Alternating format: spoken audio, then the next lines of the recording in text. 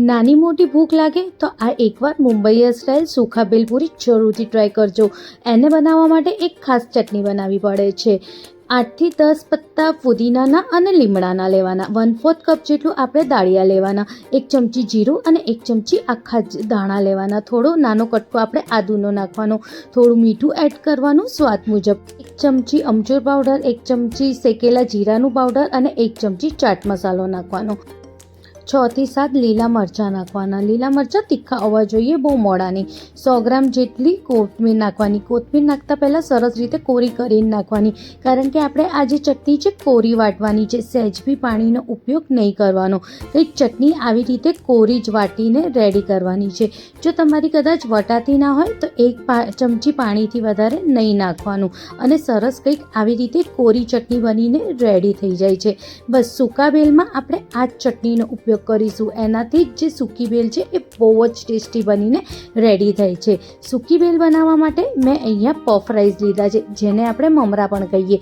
મમરા આપણે શેકીને જ લેવાના, જેથી એનો ટેસ્ટ બહુ જ સરસ આવે। હવે એમાં એક નાનું ટામેટું, એક નાનો કાંદો અને અડધું બાફેલું બટેકું નાખવાનું।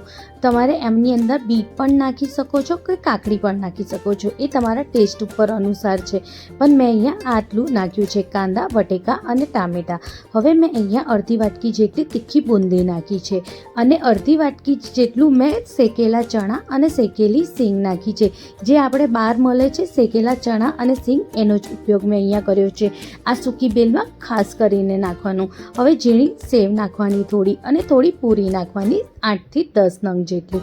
હવે જે આપણે સૂકી ચટણી બનાવી હતી એ સૂકી ચટણી નાખવાની, એ તમે તમારા ટેસ્ટ અનુસાર નાખી શકો છો। થાય તો થોડી સરખી નાખજો, એનાથી એ સૂકી ભેલનો ટેસ્ટ બહુ જ સરસ આવશે। હવે 1 ચમચી જેટલું ચાટ મસાલો અને 1 લીંબુનો રસ એડ કરવાનો અને બધાને હવે સરસ રીતે આપણે મિક્સ કરી દેવાનું।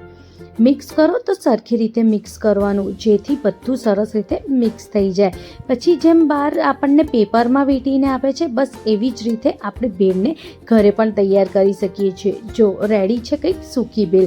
આ સૂકી ભેલ ખાવામાં ખરેખર બહુ જ ટેસ્ટી લાગે। જ્યારે બી નાની મોટી ભૂખ હોય ત્યારે તમે નાના છોકરાઓને પણ આવી રીતે પડિયામાં બાંધીને આપી શકો છો। આવી રીતે આપણે પેપરનું પણ પડિયું બાંધીને એની અંદર નાખીને છોકરાઓને આપશો તો એવું જ લાગશે સેમ ટુ સેમ તમે બહારથી લાયા છો। અને આ ભેળ ખરેખર બહુ જ ટેસ્ટી છે, એકવાર તો જરૂરથી ટ્રાય કરજો। ગમે તો લાઈક, શેર અને કમેન્ટ કરવાનું ના ભૂલતા। ફૂલ રેસીપી ચેનલ પર છે, જરૂરથી જોજો। ગમે તો તમારા દોસ્તો સાથે પણ જરૂરથી શેર કરજો। Thank you.